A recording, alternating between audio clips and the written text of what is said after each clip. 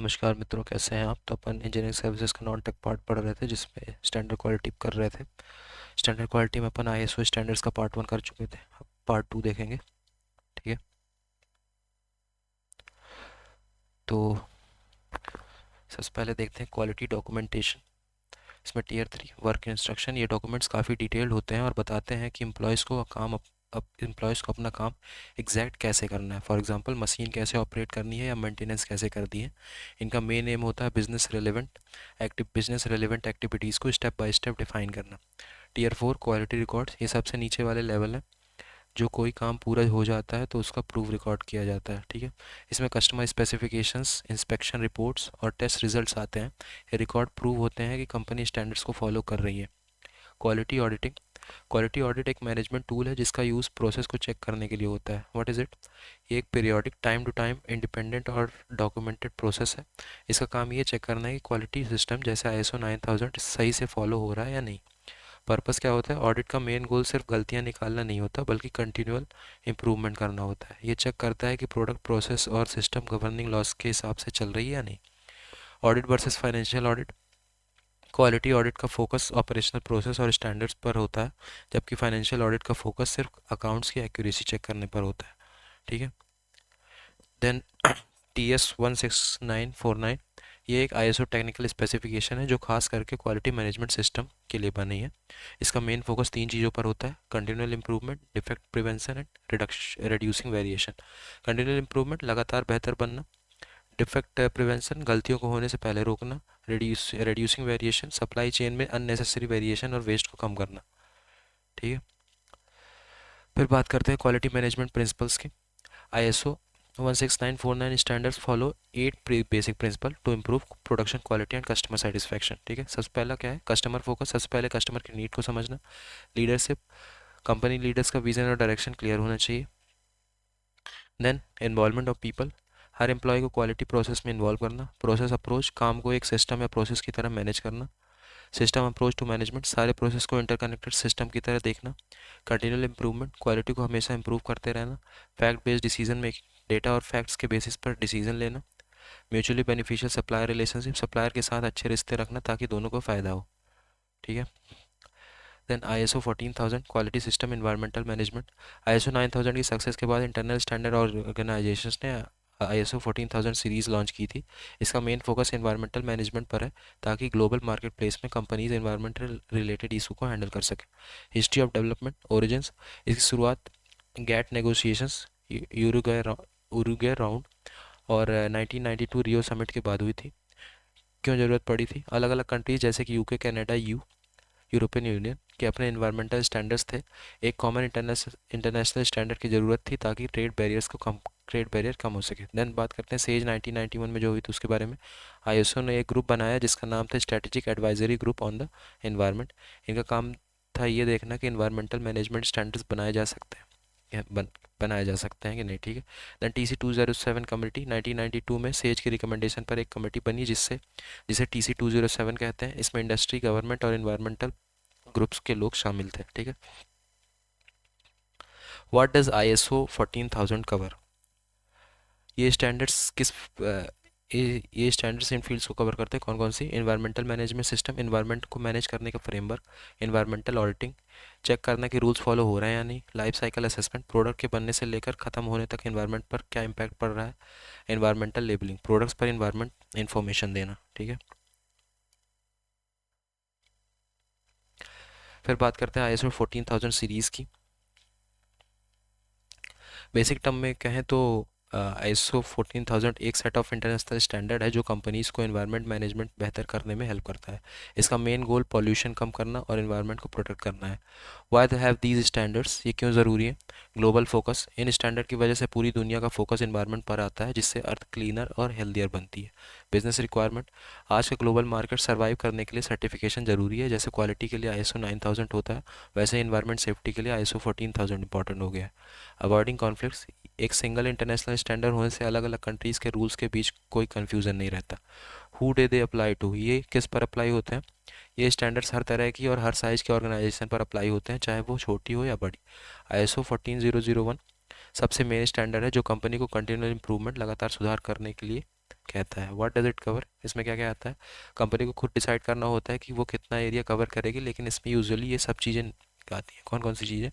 Product and services, activities and operation, transportation and facilities, impact assessment, current past और future practices का environment पर क्या असर पड़ेगा, उसका रिव्यू करना पड़ता है। की स्टैंडर्ड्स 14001 ये मेन स्पेसिफिकेशन है जो बताता है कि इन्वायरमेंट मैनेजमेंट कैसे इम्प्लीमेंट करें। 14010 से 14012 ये ऑडिटिंग के लिए है, मतलब चेक करना कि रूल्स सही से फॉलो हो रहे हैं या नहीं हो रहे हैं। 14020 14024 तक ये इन्वायरमेंटल लेबलिंग के लिए है, इको फ्रेंडली टैक्स। देन 14031 ये चेक करता है कि इन्वायरमेंट परफॉर्मेंस कैसी है। 14040 life cycle assessment, product product बनाने से लेकर ख़त्म होने तक का इम्पैक्ट। 14050 ये एक ग्लॉसरी है डेफिनेशन और टर्म्स के लिए। फिर बात करते हैं आईएसओ 14001 क्या है। आईएसओ 14001 एक स्टैंडर्ड है जो कंपनीज को इन्वायरमेंटल पॉलिसी बनाने में हेल्प करता है। इसका मेन गोल इन्वायरमेंट को प्रोटेक्ट करना और कंटिन्यूस इंप्रूवमेंट लाना है। की पॉइंट्स इन्वायरमेंटल पॉलिसी, कंपनी को एक ऐसी पॉलिसी बनानी पड़ती है जो सीनियर मैनेजमेंट सपोर्ट करे। ये पॉलिसी पब्लिक के लिए अवेलेबल होनी चाहिए और स्टाफ को इसकी पूरी नॉलेज होनी चाहिए। आईएसओ 9000 वर्सेस 14001 टेक्स्ट के मुताबिक आईएसओ 9000 क्वालिटी पर फोकस करता है, लेकिन आईएसओ 14001 इन्वायरमेंट पर फोकस करता है। इसकी पॉलिसी को नॉन टेक्निकल लैंग्वेज में लिखना चाहिए ताकि सबको समझ आ सके। प्रिपरेटरी रिव्यू, आईएसओ असेसमेंट से पहले कंपनी को अपने सारे एनवायरमेंटल इफेक्ट चेक करने चाहिए। इसमें करंट ऑपरेशन, पास्ट इंसिडेंट्स और फ्यूचर एक्टिविटीज़ सब कवर होते हैं। लेजिस्लेशन, बहुत सी कंपनीज को पता ही नहीं होता कि उन पर कौन से एनवायरमेंटल लॉ अप्लाई होते हैं। आईएसओ 14001 हेल्प करता है ये आइडेंटिफाई करने में कि आप सारे रूल्स फॉलो कर रहे हैं या नहीं। देन एक्शन प्लान, कंपनी को अपने प्राइमरी ऑब्जेक्टिव्स डिक्लेयर करने होते हैं। एक प्रॉपर प्रोग्राम बनता है जिसमें टारगेट सेट होते हैं और बताया जाता है कि उन्हें अचीव कैसे करना है। ऑडिट एंड रिव्यू, सिस्टम सही से काम कर रहा है या नहीं कर रहा है, इसके लिए पीरियोडिक ऑडिट्स होते हैं। मैनेजमेंट रिव्यूज़ एक आइडल फोरम होता है जो इम्प्रूवमेंट के लिए डिसीजन जहाँ इम्प्रूवमेंट के लिए डिसीजन लिए जाते हैं। फिर बात करते हैं ऑफिशियल सोर्स की। आजकल ये स्टैंडर्ड्स मोस्टली पीडीएफ डाउनलोड्स के फॉर्म में मिलते हैं। सबसे इंपॉर्टेंट स्टैंडर्ड कौन कौन से हैं? ISO 14001, ISO 14004, ISO 19011 audit standard. ठीक है। फिर बात करते हैं अदर क्वालिटी स्टैंडर्ड्स की।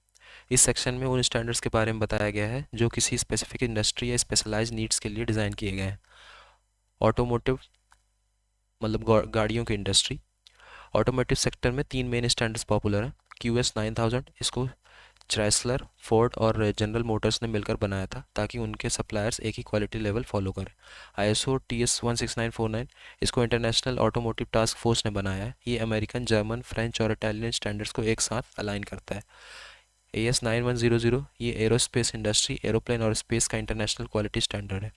देन स्टैटिस्टिक्स, डेटा कलेक्ट और एनालाइज करने के लिए स्टैटिस्टिकल स्टैंडर्ड यूज़ होते हैं। ANSI ASQ Z1.4 to 2003, इसका use attributes yes no quality के इंस्पेक्शन के लिए सैम्पलिंग प्लान्स बनाने में होता है। Then ANSI ASQ Z1.9 to 2003, इसका use variables measurement based quality के इंस्पेक्शन के लिए होता है। फिर टेली कम्युनिकेशन, TL 9000, ये टेलीकॉम इंडस्ट्री के लिए डिज़ाइन, डेवलपमेंट और मेंटेनेंस के रिक्वायरमेंट्स डिफाइन करता है। ये ISO 9000 पर बेस्ड है, लेकिन इसमें इंडस्ट्री स्पेसिफिक मैट्रिक्स एक्स्ट्रा हैं। Other list of ISO standards, यहाँ कुछ इंपॉर्टेंट आईएसओ स्टैंडर्ड्स की लिस्ट दी गई है और वो किस चीज़ के लिए है वो भी दिया गया है। ISO IEC 27001, information security management, data safe रखने के लिए। BS 10500, एंटी ब्राइबरी, भ्रष्टाचार रोकने के लिए। ISO ISO 55000 series, asset management के लिए, कंपनी की प्रॉपर्टी मैनेज करने के लिए। आईएसओ 22301, बिजनेस कंटिन्यूटी मैनेजमेंट, मुश्किल वक्त में बिजनेस चालू रखने के लिए। आईएसओ 14064, कार्बन फुटप्रिंट वेरिफिकेशन के लिए, इन्वायरमेंटल पॉल्यूशन चेक करने के लिए। ठीक है। आईएसओ 10002, कंप्लेंट्स मैनेजमेंट, कस्टमर की शिकायत हैंडल करने के लिए। आईएसओ 5001, एनर्जी मैनेजमेंट, बिजली बचाने के लिए। आईएसओ 22000, फूड सेफ्टी मैनेजमेंट के लिए। BS OHSAS 18001, occupational health and safety, workers की सेफ्टी के लिए। ISO IEC 20000, IT service management के लिए। आईएसओ 13485, मेडिकल डिवाइसेस के लिए। आईएसओ 29001, ऑयल एंड गैस के लिए। BS ISO 31000, रिस्क मैनेजमेंट के लिए। आईएसओ 39001, रोड ट्रैफिक सेफ्टी के लिए। ठीक है। अब कुछ नेशनल स्टैंडर्ड्स के बारे में बात करते हैं। यहाँ कुछ important national and international bodies के बारे में बताया गया है जो क्वालिटी कंट्रोल्स करती हैं। BIS, bureau of Indian standard, इससे पहले आई ISI के नाम से जाना जाता, इसे पहले ISI के नाम से जाना जाता था। ये इंडिया की मेन बॉडी है जो स्टैंडर्ड सेट करती है। FSSAI, ये इंडिया में फूड सेफ्टी और स्टैंडर्ड को मैनेज करती है। NABL, ये लेबोरेटरीज़ की टेस्टिंग और कैलिब्रेशन को सर्टिफाई करने का काम करती है। फिर बात करते हैं certification marks. BIS hall mark, ये गोल्ड और सिल्वर ज्वेलरी की प्योरिटी चेक करने के लिए होता है। ISI मार्क, ये इंडस्ट्रियल प्रोडक्ट्स जैसे इलेक्ट्रिक आइटम्स के लिए यूज़ होता है। AG मार्क, ये एग्रीकल्चर प्रोडक्ट्स जैसे तेल, घी, मसाले के लिए यूज़ होता है। इको मार्क, ये उन प्रोडक्ट्स को मिलता है जो इन्वायरमेंट फ्रेंडली होते हैं। FPO मार्क, ये प्रोसेस्ड फ्रूट फ्रूट प्रोडक्ट्स जैसे जैम, पिकल्स के लिए मैंडेटरी होता है। अदर मार्क, ब्राउन डॉट, ये नॉन वेजिटेरियन फूड्स को इंडिकेट करता है। ग्रीन डॉट, ये वेजिटेरियन फूड के लिए होता है। टॉक्सिसिटी लेवल, ये पेस्टिसाइड या केमिकल्स पर होता है जो बताता है कि प्रोडक्ट कितना डेंजरस या पॉइजनस है। कंक्लूजन की बात करें क्वालिटी मैनेजमेंट सिस्टम का, इस पैराग्राफ में मेन पॉइंट ये है कि किसी भी ऑर्गेनाइजेशन को इफेक्टिव क्वालिटी मैनेजमेंट सिस्टम से बहुत फ़ायदा होता है। कस्टमर सप्लायर इंटरफेस, ऑर्गेनाइजेशन के अंदर और बाहर सभी लोग, सप्लायर और कस्टमर को मिलकर काम करना चाहिए। Process not just detection, QMS का असली मकसद सिर्फ ख़राब प्रोडक्ट को ढूंढना नहीं बल्कि प्रोसेस को इतना बेहतर बनाना है कि ख़राब प्रोडक्ट बने ही नहीं। रिसोर्स एफिशिएंसी, इससे मटेरियल्स, ह्यूमन एफर्ट और टेक्नोलॉजी का सही यूज़ होता है और कॉस्ट कम होती है। कस्टमर सेटिस्फैक्शन, सबसे बड़ा गोल कस्टमर की रिक्वायरमेंट को पूरा करना और उन्हें हर लेवल पर सेटिस्फाई करना होता है। ठीक है, फिर बात करते हैं OHSAS 18,000 occupational health and safety की। ये एक इंटरनेशनल स्टैंडर्ड फ्रेमवर्क है जो कंपनीज को हेल्प करता है वर्क प्लेस रिस्क को आइडेंटिफाई और कंट्रोल करने के लिए। OHSAS 18,001 क्या है? ये एक ग्लोबली रिकॉग्नाइज सिस्टम है जो कि ISO 9001 और ISO 14001 के plan do check act structure पर बेस्ड है। किस पे बेस्ड है? Plan do check act structure पर बेस्ड है। इसका मेन मकसद एम्प्लॉयज़ की हेल्थ और सेफ्टी को प्रोटेक्ट करना है। ये कंपनीज को हेल्प करता है हेल्थ रिस्क को पहचानने और कम करने में, गवर्नमेंट के सेफ्टी लॉज लेजिस्लेशन को फॉलो करने में, एम्प्लॉयज़ का वेलबींग मेंटेन करने में। इसके बेनिफिट्स क्या हैं? कंपनी इमेज, इन्वेस्टर और कस्टमर की नज़र में क्रेडिबिलिटी बढ़ती है। रिस्क रिडक्शन, प्रोएक्टिव मेजर्स लेने से एक्सीडेंट और इंसिडेंट्स कम हो जाते हैं। लीगल कंप्लायंस, लॉ फॉलो करने में आसानी होती है। एम्प्लॉय मोटिवेशन, जब वर्क प्लेस सेफ होता है तो एम्प्लॉय ज़्यादा मोटिवेटेड फील करते हैं। एमिशन नॉर्म्स, सरकार कुछ स्टैंडर्ड सेट करती है ताकि इंटरनल कंबस्टन इंजन जैसे कार, बाइक इंजन से निकलने वाले एयर पॉल्यूटेंट्स को कंट्रोल किया जा सके। What are BS norms? Bharat stage norms क्या है? शुरुआत, भारत स्टेज नॉर्म्स साल 2001 में इंट्रोड्यूस हुए थे। पर्पस क्या था? इनका काम है गाड़ियों से निकलने वाले धुएं को रेगुलेट करना। किसके अंडर आता है? इन्हें central pollution control board CPCB के सेट करता है जो मिनिस्ट्री ऑफ एनवायरनमेंट के अंडर आता है। European connection, BS norms European emission standard पर बेस्ड है। फ्यूल एंड इंजन, हर नए स्टेज के साथ ऑयल कंपनीज को बेटर फ्यूल बनाना पड़ता है और ऑटो कंपनीज को इंजन में चेंजेस करने पड़ते हैं ताकि पॉल्यूशन कम हो। टाइमलाइन नोट, इमेज के मुताबिक इंडिया ने 2010 में BS थर्ड और 2007 में BS 4 नॉर्म्स इम्प्लीमेंट किए थे। अभी इंडिया में BS 6 चल रहा है। ठीक है, अब बात करते हैं भारत स्टेज और फ्यूल अपडेट्स की। ठीक है, BS 4 BS 4 रोल आउट अप्रैल 2016 से गोवा, केरला, कर्नाटक और कुछ यूनियन टेरिटरीज़ में BS 4 फ्यूल स्टार्ट हुआ था। बाकी पूरी कंट्रीज़ में अप्रैल 2017 से अप्लाई करने का प्लान था। BS third versus Euro third, BS third norms काफ़ी हद तक यूरो थर्ड के बराबर हैं। इनका मेन फोकस हाइड्रोकार्बन्स और नाइट्रोजन ऑक्साइड को कम करना है। ठीक है, technologies needs, BS third standards meet करने के लिए व्हीकल्स में बेटर कैटलिस्ट फॉर्मुलेशन और एग्जॉस्ट गैस रिसर्कुलेशन की ज़रूरत होती है। इसके साथ on board diagnostic OBD system भी चाहिए होता है जो इंजन परफॉर्मेंस और एमिशन मेल फंक्शन को इंडिकेट कर सके। एमिशन और उनके इफेक्ट्स, व्हीकल से निकलने वाले मेन इंग्रेडिएंट्स और उनके हार्मफुल इफेक्ट्स नीचे दिए गए।